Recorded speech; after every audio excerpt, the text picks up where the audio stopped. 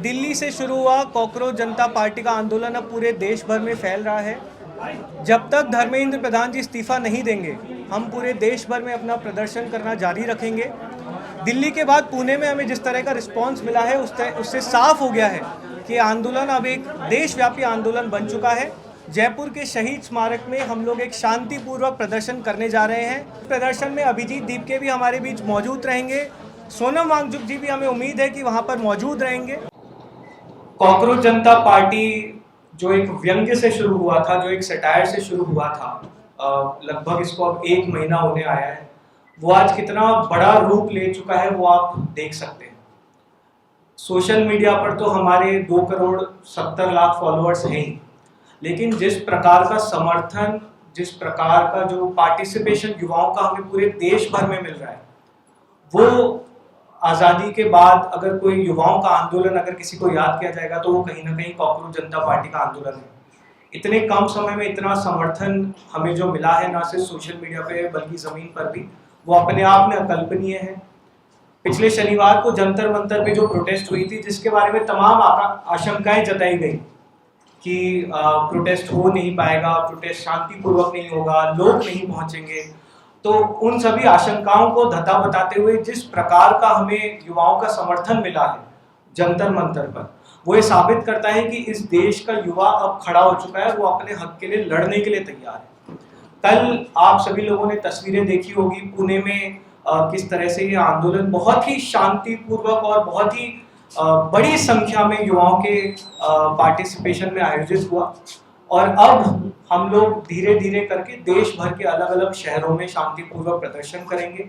मांग बहुत साफ है। इस देश का जो एजुकेशन सिस्टम है वो पूरी तरह बर्बाद हो चुका है और उसके लिए कहीं ना कहीं धर्मेंद्र प्रधान जी सीधे तौर पर जिम्मेदार है। तो शिक्षा मंत्री के इस्तीफे के लिए हम पूरे देश भर में शांतिपूर्वक प्रदर्शन कर रहे हैं। कल पुणे में ये प्रोटेस्ट हुई। आज अभी जब हम इस वार्ता को संबोधित कर रहे हैं तो लखनऊ में प्रोटेस्ट इस समय चल रही है। कल यही प्रोटेस्ट अमृतसर में है, फिर रविवार को बैंगलोर और हैदराबाद में होगी, और फिर सोमवार को 15 जून को शहीद स्मारक पर जयपुर में इस प्रोटेस्ट को आयोजित किया जाएगा। एक बहुत ही शांतिपूर्वक प्रदर्शन हम लोग आयोजित करने जा रहे हैं।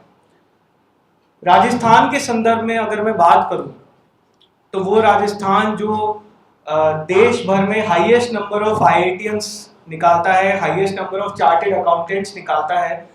किसी जमाने में जो राजस्थान यूनिवर्सिटी को टॉप की यूनिवर्सिटी गिना जाता था पूरे देश भर में, आज आप उसकी हालत देखेंगे तो बहुत बुरा लगता है। इसी राजस्थान में आज सरकारी स्कूलों का पूरी तरह से भट्टा बैठ चुका है। पिछले साल भर में लगभग 5 घटनाएं हमने देखी जहां पे स्कूलों की छत गिरी। झालावाड़ की घटना हम सबके मेमोरीज में आज भी है, जहां कितने बच्चों ने अपना जीवन खो दिया। गरीब आदिवासी परिवार से आने वाले बच्चे, जिनकी एकमात्र उम्मीद राजस्थान के सरकारी स्कूल थे, आज हमारे स्कूलों की हालत ये हो गई है कि स्कूलों की छतें गिर रही हैं। 10,000 स्कूल आज की तारीख में बंद होने के लिए तैयार है। पिछले 2-3 हफ्ते पहले ही राजस्थान के शिक्षा विभाग का नोटिस भी आया था। प्राइवेट स्कूल्स का आप लोग हाल जानते ही हैं, किस तरह का हाल है, किस तरह से बच्चों को लगातार लूटा जा रहा है। प्ले ग्रुप के किताबों के लिए भी 10,000, 15,000 हज़ार चार्ज किए जा रहे हैं। डोनेशन फीस के नाम पे बच्चों को लूटा जा रहा है। अमायरा का केस आप सभी लोगों ने सुना होगा। आज भी अमायरा का परिवार इंसाफ की तलाश में है। शिक्षा विभाग की तरफ से, राजस्थान सरकार की तरफ से किसी प्रकार का कोई सपोर्ट आज हमें नहीं मिला। कॉलेजेस, यूनिवर्सिटीज के हालत आप लोग को पता है। राजस्थान यूनिवर्सिटी में अभी 2 हफ्ते पहले सेंट्रल लाइब्रेरी की छत गिर गई। प्रदेश की सबसे बड़ी यूनिवर्सिटी में ना क्लासेस हैं, 50% से अधिक टीचर्स के पद खाली हैं, ना पढ़ाइयाँ होती हैं, ना एग्जाम्स होते हैं। जो एग्जाम पिछले साल दिसंबर में हो जाना चाहिए था वो अभी 3 हफ्ते पहले हो गए। ना बच्चों को जॉब्स मिल रही हैं, ना कुछ उनको स्किल सिखाया जा रहा है। इस बुरे हालत में एकमात्र उम्मीद हमारी होती है, हमारे बच्चों की होती है सरकारी परीक्षाओं से कि यार एक परीक्षा अगर मेरी क्लियर हो जाए तो या तो मेरा एक अच्छे कॉलेज में दाखिला हो जाएगा या फिर मुझे एक सरकारी नौकरी मिल जाएगी।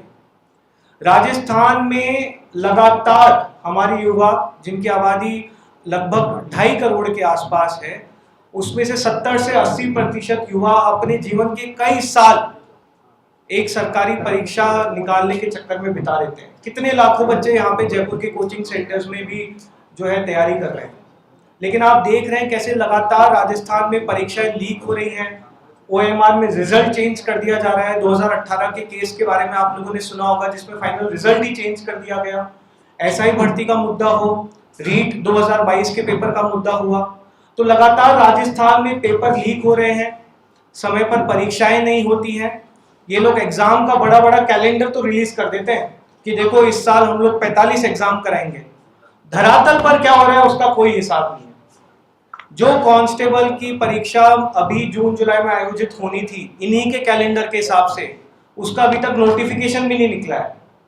RAS का पेपर जो इन्होंने बोला था इनके एग्जाम कैलेंडर में लिखा था मई में होगा, वो शायद अक्टूबर या नवंबर में जाके होगा।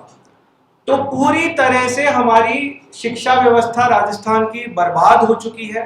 बहुत शर्मनाक स्थिति है। जो भी अभी नीट का पेपर भी लीक हुआ उसके तार भी सीकर से जुड़े हुए थे।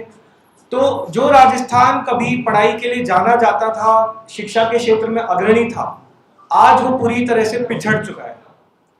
तो इसीलिए पूरे देश की निगाहें राजस्थान पर आकर टिकी हैं।